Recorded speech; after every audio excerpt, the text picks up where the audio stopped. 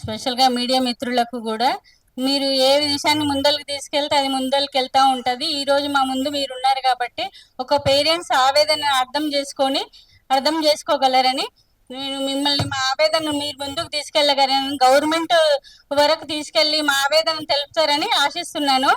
అదేవిధంగా మేము ప్రతి కాంపిటీషన్లో కూడా అందరు పాల్గొంటారండి. అందరు ముందుకు రాలేరు. ప్రతి దాంట్లోనూ కూడా ముందుకు రాలేని వాళ్ళు వెనక ఉన్న వాళ్ళ విద్యార్థులకు వేరే వాళ్ళు సపోర్ట్ చేసి ఈ విధంగా చేయడం, కేసులు ఇవన్నీ చేయడం అయితే న్యాయంగా అనిపించట్లేదు.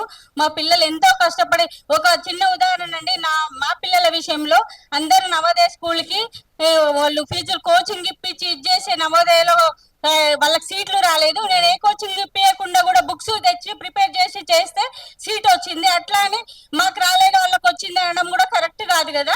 రాని వాళ్ళు ఎప్పుడు ఎక్కడ ఉంటారండి. ఉన్నంత మాత్రం వాళ్ళకి సపోర్ట్ చేసి రాజకీయాలు ఇచ్చేసి వాళ్ళని ముందుకు చేసి కోర్టులేసి కేసులు వేసి అదంతా కరెక్ట్ కాదండి.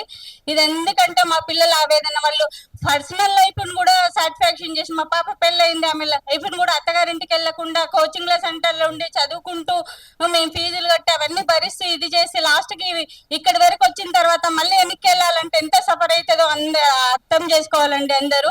గవర్నమెంట్ కూడా మాకు సాయంగా ఉండి ముందుకు మమ్మల్ని ఇచ్చేయాలని, అదేవిధంగా మెయిన్స్ యూపీఎస్సీ వాళ్ళకు మెయిన్స్ లో క్వాలిఫై అయిన వాళ్ళకి 1,00,000 ఇస్తాము, ప్రిలిమ్స్ లో క్వాలిఫై అయిన 1,00,000 ఇస్తామని అంటారు.